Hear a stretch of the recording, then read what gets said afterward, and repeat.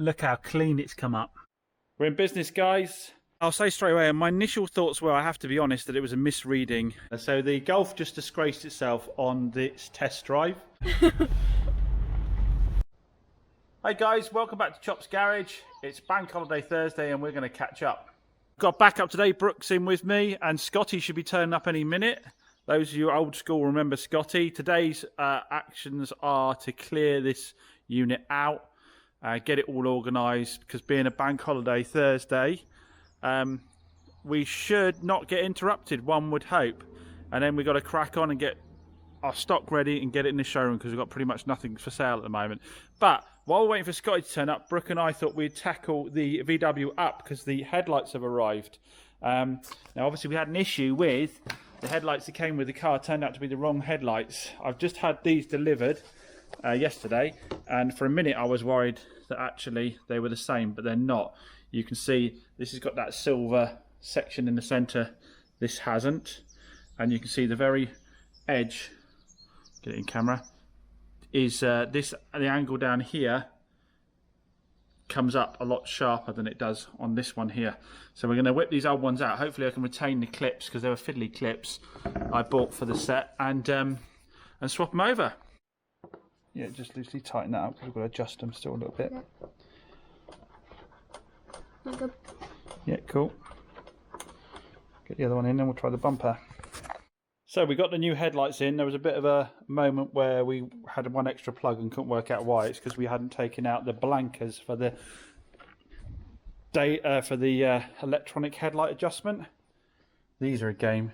You have to get your finger in, hold the reflector, unscrew these, and then go as far to the left as you can to get out of the runner and get them out of the hole, and then do the same with the new ones.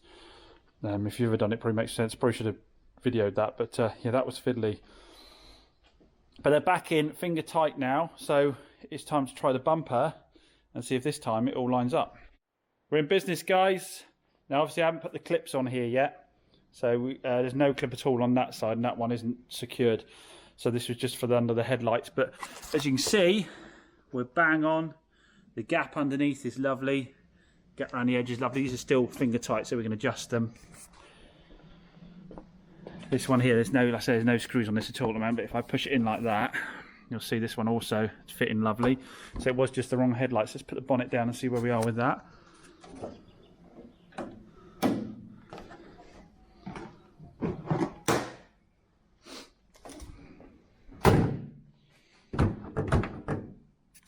Oh, I think I need to drop it a bit harder than that.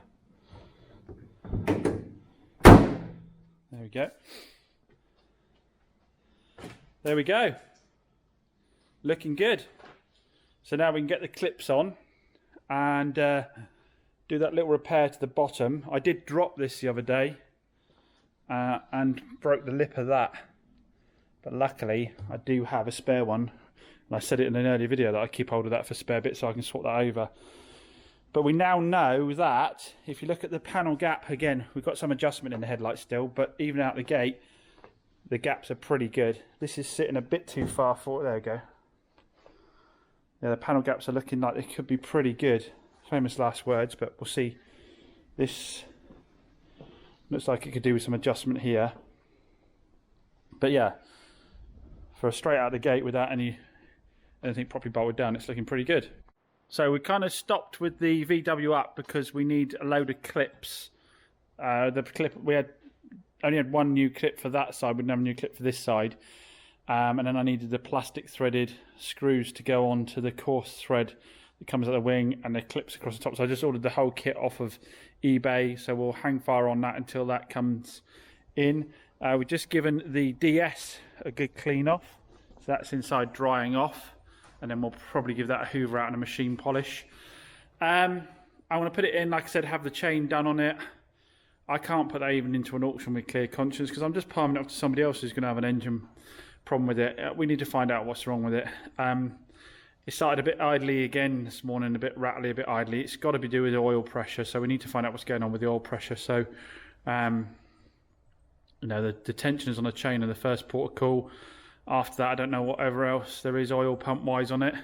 But yeah, there's no, that goes through an auction, it's going to get peanuts anyway because people are going to assume it's got an engine problem. So let's try and fix it. We can't win them all. If we have to take a bit of a bath on it, we'll take a bit of a bath on it. But I did get it with plenty of margin, so I should be able to break even at worst. So it is Bank Holiday Thursday. I'm going to treat myself, and we're going to give the Jaguar a clean. I'm going to get the Jaguar out and give that a clean up because I'd like to get it down to Moors and get the engine management light sorted on it. But we want to see what we've got actually underneath all this dirt for the moment. Scotty's unfortunately not being able to come in. It turns out it's poorly, so we aren't going to be able to do the big clean up today. So let's get this out, give this a clean, maybe even give Brooke a driving lesson in the Jaguar in the car park. Right, let's get it out. Now, since I recharged the battery, this has started every time first time. So we shall see. We are going to have to tape up the window for the wash because I haven't had a look at the door card yet. Let's see if that battery's staying alive or not. My seat just automatically moved forwards. Steering restricted performance, obviously, because we haven't sorted that engine code out yet. Straight away. The engine actually sounds really nice. It doesn't like me not having my seatbelt on. But yeah, the engine sounds really nice and it starts first time every time.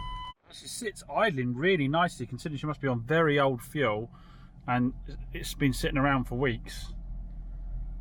It'd be nice to get this old girl back on the road. Seems the suspension's gone down again since I moved the car outside. Don't know why. I think it's got a few electrical gremlins at the moment from having a low battery. But yeah, taped up the window, so we'll give it a light clean off. Obviously I'm not going to be blasting around there, and we'll see what we've got underneath all this muck.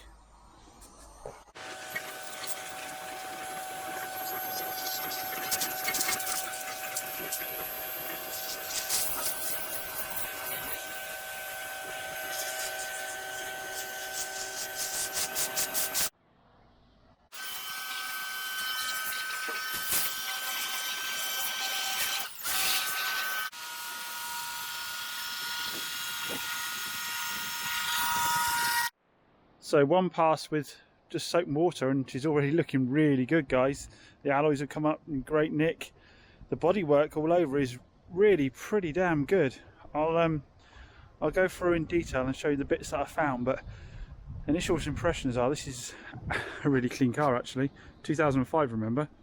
While I'm finished off my lunch, Brooke is doing a bit of black magic turtle wax on the Citroen here, buffing it off and seeing if we can get rid of some of the light scratching and get a nice bright black back again. So yeah, looking around it in detail. So front, I've got a little scrape there on the arch there, but the front alloy is really good, no scratching. Be nice to get some new wheel trims. Someone finds someone, give me a link for some cheapy ones, not some genuine Jaguar ones, they'll cost too much. Now I thought these were aluminium, so that's probably just oxidisation pushing the paint up rather than rot actually through the bodywork, but I'll double check. I thought this age was aluminium. But you know, the rest of the wing really, really good. The corner of this bump here, it's got some light scratches on it. Going down this side, nothing in this door at all. That's in really good nick. No dings or dents. No dings or dents in the front wing either. Wing mirror cap here is mint. No problems there. Going down the side of the car again, rear passenger door, not a mark on it. Not a mark on it. This rear alloy is in really good nick. Just a minor bit of scrape there. Again, you need to change the centre cap to make it look really good. That'll make the wheels pop big time. But I need to get in and get some gunge out of there. Nothing on the rear quarter there either. No scrapes. In fact, down this whole side, there doesn't seem to be any scrapes or scratches other than that tiny bit on that front wing. Oh, on the corner of the bumper, of course. But down the actual doors, the big panel areas are clear as you like. The roof as well. The roof, absolutely clear. Really, really good nick. Boot panel, again, you'd think stuff sitting on it might have, you know, damaged the lacquer or the paint at all, but it's mint. You know, this hasn't, bear in mind, this has not been machine polished or T-cut or anything. Back bumper is in good nick. Some minor marking here. Oh no, it's dirt. So it's better than I thought it was. Yeah, it's a little some light little scuffs here on the bumper. Rear quarter's excellent.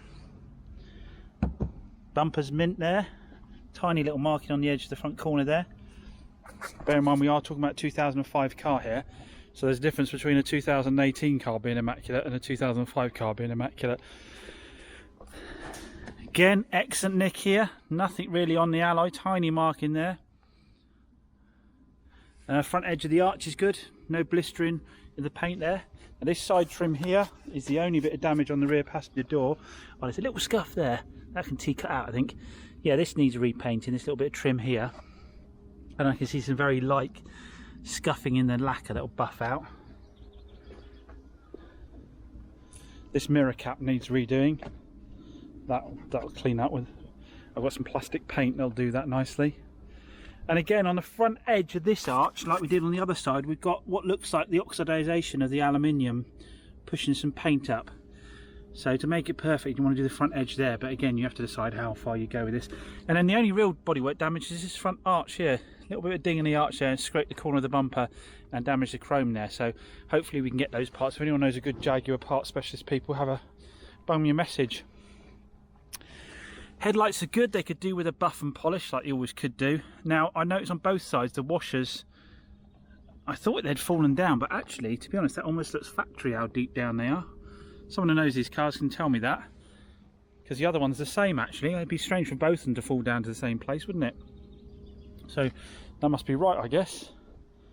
Yeah, a little scuff on the front corner of this bumper, so the front bumper corners need painting, and there's a piece of trim missing at the bottom. But guys, overall, what do you reckon? Comment down below.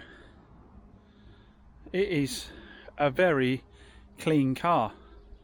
So going inside, I haven't started cleaning inside yet, but we can see the inside is actually a really nice colour. There is some sagging in the rear headliner. Again, if anyone knows about redoing the headliners of these, I don't know if if the glass has to be taken out, it'll have to be left. If it can be taken out in situ and got out of the car, I might have a go at doing it myself. I've done it on things like Saab 900s before. But again, depending on what happens with this car, it might be something I don't bother doing. But all this interior is going to come up really clean. So that's the next thing I'm doing. I'm going to give it a hoover out and just a light wipe down with nothing aggressive, and just see how it all looks. I have got some leather cleaner as well. But I'm thinking it might be worth, with 57,000 miles, I've got the V5 for it now. It's got all its handbooks. It doesn't have a service book, which is strange because it's all its other handbooks. So it's almost like the service book's been kept elsewhere. Hopefully, a bit of investigations, I'll be able to find out about it. But it's got 3 owners, but 2 of those owners, same family. You can see it's transferred from a husband to a wife, or it was the other way around. So 3 owners, so effectively 2. It stayed within the same family. So nice low ownership as well on it. I think it's worth doing something with. I really do. Now that'll either mean getting it down and getting Moores to get the engine management light off and get the window fixed and then sell it as it is, or it will be get all the paintwork done, get those things done, all the paintwork done, and keep it. No, and retail it, which would be about 5 grand-ish. Don't know how much it'd be with just getting the window fixed and the engine management light working, because it depends how much it costs. But certainly isn't a car I really want to retail, to be honest. I don't really want to retail it, and you know, unless I can find the right person to sell it to that's going to just say, look James, I'm not expecting any more than a good long test drive, and if it passes that, I'm good to go with it. But let's get on and hoover it out. Check this out guys, hoovered out the boot, gave it a clean off with the Bizzle spot cleaner. Look at that, look at that, huge boot, but the carpet's come up lovely. There's a couple of tiny little, where they let something sit there, it's got a bit of rusty end on it, and something stained it a little bit down there, but overall, look at the boot, beautiful. The rest of it comes out like that. I'm going to be well pleased. Let's just have Peter off with the RAV4. Turns out he's got exactly the same car, exactly the same colour, that's been stoved in the rear end, and he got it back from his insurance company for 150 quid. So he said, what I can do with yours is I can swap all the bits over, because Peter's a bit handy, he's a bit of a talent. So he said, look, I can swap the top end over if I want to. I can swap as many bits over as I like. So I let Peter have it for a K.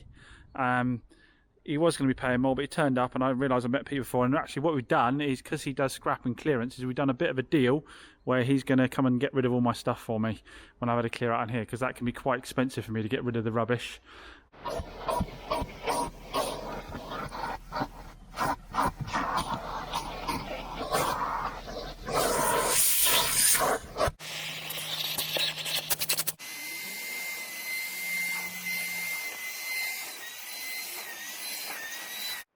Right guys, the rear carpets have come out mint. Hopefully you can see that on camera. There is not a mark on them, seriously, not a mark on them. They are absolutely mint. So I've got to do the front ones. My only concern is I've started to find a little bit of seed, some seeds and things like that. Now I'm hoping, we just had somebody who's a bit of a bird lover and carry bird seed around in the car. Not that we've got mice in the car, which is a concern, that as they've been sitting, it's worse the other side. Oh, by the way, I had this running all the time I was cleaning the back seats because I needed the electrics to put the seats all the way forwards. So I left the engine running. It's been running for a good half hour. Temperature's bang on, halfway, hasn't moved. Yeah, so you can see some of the seed down here. It does worry me that we might have rodents on the go, but to be honest, the amount there is just sort of scattered down the side, and it doesn't look like normal kind of stuff you'd have around this way, so it looks more like a bird seed box to me. There was a tub in the front, so hopefully that's what it is. Again, the front carpets, they've come out brilliant, guys. Tiny little, couple little spot marks I want to try and get out, but other than that, they look excellent. So what I'm going to do now is just clean the leather with some Auto Glim leather cleaner. Go through all the leather in it. There's not really any plastics to clean in this. There's not a huge amount of plastic in it. It's all wood or leather. So we'll go over that and see how it looks. Well, again, door card. No marking on the door card at all. I could give that another go, I guess, but no, look at the leather there, guys. It's come up beautiful. This car is coming up so clean. Once that bodywork's done, it's going to be a minter. Let's show you the Auto Glim in action. Obviously not sponsored content. I don't actually like Auto Glim products that much, so this leather cleaner seems to be doing a good job. So I'll just do this section in the middle here, squirt it on, give it a good rub.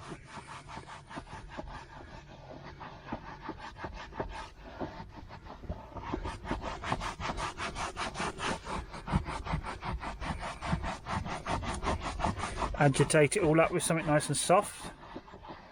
Then we'll give it another blast.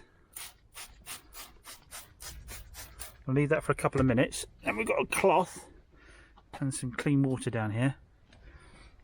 We'll give it a wipe down, we'll have a look. So damp cloth after a couple of minutes. Give it a wipe down. I'll just rinse this cloth off and do that again. Okay, nice cream leather versus the sort of dirty dark leather. Quite a difference, isn't it? So by the time I've got over the whole car and done that, based on the fact that there's no rips or tears or bunching up of the leather, this car is going to look like a new car inside. Heated back seats, that's nice, isn't it? But that will have to be for another day, because time to get Brooke home. She is finished on the DS. Look at the job she's done on this, guys. Look at the shine on it. She went by and polished every panel with the black polish, and then used a wax on afterwards. She even waxed the wheels for me and gave it a big hoover out inside. Get all the carpets looking really good. So I can then, that's got me ahead on that, because I can then do the plastic. I've got a couple of little bits of paintwork to touch in. I can do the plastics. Got a little bit to do on the hood just here, get rid of some of this green. But like I say, do the plastics inside, and then do a photo shoot on it. Like I said, we'll get it up for sale and we'll see what interest we have. If there's interest at the auto paid a recommended retail price, we'll go down and get the chains done. If there's not, we'll have to put it into Copart with a known mechanical fault, I guess. But we'll see how we get on. I think it's worth fixing. I'm utterly convinced it's something regarding oil pressure. And if it's oil pressure, what have we got? We've got the tensioner for the chain and whatever pumps the oil up the top. You guys who know about cars will tell me. He says he's absolutely convinced about a mechanical fault and then says he doesn't know anything about mechanics. But yeah, it's got to be something regarding the oil pressure, because as soon as you blip the throttle at all, idle levels out, no quiet from the chain, and it runs sweet as a nut. So it's something initial oil pressure wise has to be. That's it. So Brooke is deciding if the Jaguar is going to be her first car or not, aren't you, Brooke? Yeah, we're going back up there. Yeah, go back up there, yeah. Just nice and gently. And yeah, I think it would be a very appropriate first car, wouldn't it? Oh, off we go. Hi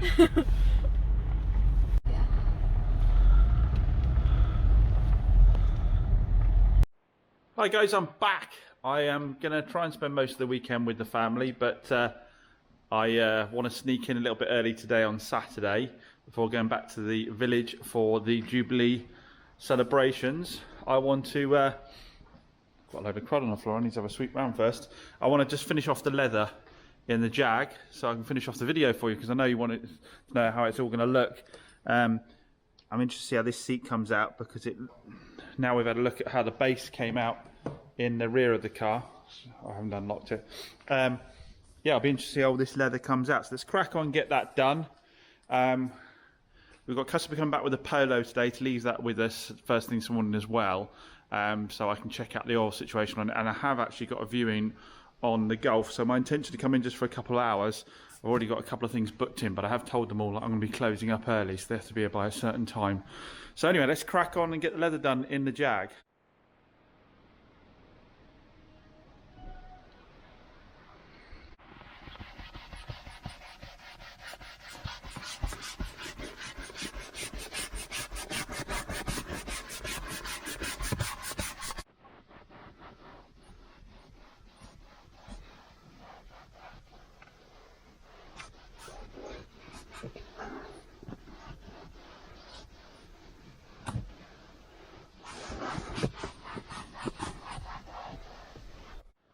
So Zan's dropped the little red Polo back to me. By the way, just to clarify with this, Zan and I are all good. He's a lovely lad.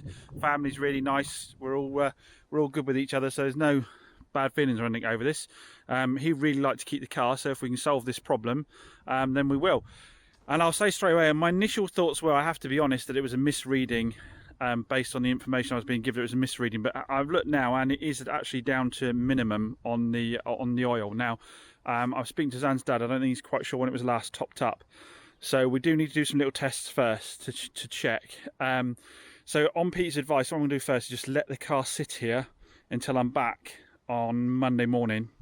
I'll put the camera up behind it. We'll start it up, and we'll see if we've got smoke on startup, because that will show that the oil is gradually seeped past the valve seals on top of the pistons, and it's. If that doesn't do it, then what we'll do is we'll top the oil up to the correct level, we'll take it out for a run, get it warm, and then as Pete says, we'll put a camera behind it again, rev it, and see if we've got smoke from warm. That'll tell us that it's getting past the piston rings. Now I suspect odds on are, I was talking to Zan's dad as well, is that it's probably the rings, if it's doing it at high speed and it's not doing it the rest of the time, get the pressure up passing the rings. Now it may well be that simply a thicker oil will do the job, because if this has got the standard oil on it, it's obviously now done 150,000 miles, there is more natural wear within the engine. So you know, so putting a slightly thicker oil in might make the difference. Again, what we'd need to do is drop the oil, refill it again, take it for another run, and monitor how much oil we use. I am going to have to get out to the main roads though to do that, because apparently again it's only happening at higher speeds, top gear 60 to 70 mile an hour. The rest of the time apparently it's not using much at all. Worst case scenario, we're gonna, if it's the rings, we'd have to look at an engine swap. If it's the head, that'll be a bit easier. If it's changing the engine block, they're not very expensive, around a couple £100 for a reconditioned one. How reconditioned they are, we don't know. And then I think we'd probably be looking at least a full day's labour putting it in. So we'd be talking in the region of £500–600 to do it. Probably more nearer £600 to do it. That may make it uneconomical repair, and as you know on my forms I do say if it's uneconomical repair, I will offer a full refund on the car. Now I'm not sure what warranty wise will cover on it, because we have got warranty wise on it. If we can prove it's the rings may well be covered by warranty wise. I don't know. But they'd probably, to be honest, they'd probably want a service history that meant every single stamp had always been stamped in it. I don't think it necessarily has on this. So they'd probably say due to the service history they wouldn't do it. So I think, to be honest, that's off the cards. Then it's down to how much the customer wants to keep the vehicle, really, isn't it? Is, you know, whether they want to make a contribution. I think, to be honest, I did undersell it. It could have same old. I'm underselling cars so people get a good value, and then I'm still having to do the repairs, so I'm probably better off higher price point. If I put all that money into it, put the engine in it, if I did a refund on the car, put the engine in it, I could probably get 3,495 for it. Being able to say that it's not only had the chain done, it's had a replacement engine in it, then I'd probably have to get all the money for it. It may well be that the customer wants to keep it for a small contribution towards the work. I don't know. I don't want to guesstimate anything at the moment. Just another thing, obviously, hindsight 2020, this isn't a car to retail with that kind of miles on. That's why as a dealer you just can't retail something. I had a comment the other day where someone was saying, you know, oh, is it because you've got to do a little bit of work for once? Which is just a stupid comment. You know, with this car, we MOT'd it, I think we serviced it, we put rear shocks on it, we did everything to give it an advisory free MOT before it went out the door, but it's a 150,000 mile car, and realistically these are the kind of cars that should be sold privately or sold spares or repair, I guess. But we are where we are, so let's crack on and get it sorted. Oh, the joys of being a car dealer. So the Golf just disgraced itself on its test drive. Well, it's viewing, because the roof wouldn't go up and down. So I thought I'd fix that the other day, didn't I? But they went outside, I moved the car outside, they were viewing it outside trying to get the roof up and down. It wasn't having any of it. So I tried a reset on it, as in all the door locks, wasn't having any of it. So I hopped in it, got the roof to come back up again. He said, look, take it for a test drive and see how you get on. And so they've just been out for a long test drive. The car's come back and now the roof's working every time. So I think what it was the battery was still a little bit low, because now it's working first time every time. And they were literally in the car driving off initially because the car didn't, the roof wouldn't go up. So they didn't want to test drive it with the roof down. And they were literally driving off, and I hopped it in it to move it back in here again, and went to do the roof and it went straight up. So I kind of waved, the little lad was in the back of the car, I waved to him that the roof was working, and they came back again, took it for a test drive, loved the test drive, came back and said, okay, should we see if the roof's working now, because I went out for a good half-hour test drive. And since then the roof's gone up and down fine, but I said I didn't really want to take it away until I'd taken it down to Moore's, or I plugged it myself to try and get a relearn done or something, make sure that it's 100% working now. Guess what I want to part exchange? I want to part exchange a little 1.2 Suzuki Swift. Now, we never like one of those, but I said the same thing to him. I said, it's got dings and dents on the corners of it. I'm going to have to spend quite a lot of money on paint. If you put it on private sale on Facebook, it will probably fly. I have to do all those dings and dents and pay my paint guy to do it. So my price, I went obviously on, got a normal price for part exchange on it on Auto Trader, but then knocked off like £600 for paint on it. So I don't know if they'll end up doing that. I've left it to them to decide, but like I said, in the meantime, I'll send this down on in the morning and get it checked out and find out what the score is. Now the Jaguar finished cleaning leather while they were driving. Still got to get a door handle fixed. While they were, oh, none of the doors are open. I've locked it, haven't I? 2 seconds, guys. I'll get my act together. This is another one where the locks are playing up, I think, again, due to low battery. But look at the interior. Sorry, I haven't got it out in the light anymore, but look at the interior, guys. Look how clean it's come up. It's got my knuckle marks in it from the big gorilla that I am, leaning on it. But yeah, look at that. The interior is fantastic. I still haven't done it all. That door handle's not working, is it? That's one of the things that's got to be fixed as well. But yeah, look at it. I've still got to do a little bit more, but I just can't get over how clean these seats have come up. I've run out of leather cleaner at the moment, so there's a couple more bits I need to do, like dash and steering wheel and down the sides of the seats a little bit, but this is definitely worth trying to get saved because it's such nice nick. So there is a bit of droop in the headliner. Anyone knows anything about these cars knows they do get this, the glue goes off. Lucky it's not at a point where it's really touching your head in the back, I don't think, but again, it's going to be a case of how far to go with it. It might be a case of getting the engine management light sorted, getting an MOT on it so it runs, drives and is roadworthy, and then someone else can work their way around doing the other bits. I think I'd want to do the paintwork though, and devalue it a bit too much. Well, it depends. I'm sure there may be people interested in watching the video that'll kind of decide for themselves which way they'd like to go with it. But that's it for today, because I did promise I'd get home early for that Jubilee celebration down in the village. Get down, see the lads will probably be down there. They say it's cream teas, but I suspect it'll end up in the pub. So anyway, thanks for watching, guys. Much appreciated. As always, appreciate all your comments down below, all your feedback, all your ideas. Bung it down below. Like I say, if anybody knows how to get the headliners out of these, let me know, because I can decide whether that's something I want to tackle or not. If anyone knows where I can get nice new wheel trim covers for the Jag, let me know. If anyone knows a breaker that can get me these little bits on the front, let me know. And if you're not subscribed, have a check down below and see if you're not subscribed, because about 60% of you that watch the videos aren't. It massively helps the channel if you do subscribe. It massively helps the channel if you give the video a thumbs up, and massively helps the channel if you give it a share as well. Hopefully you've enjoyed it. But like I say, as always, thanks for watching. Catch you again soon.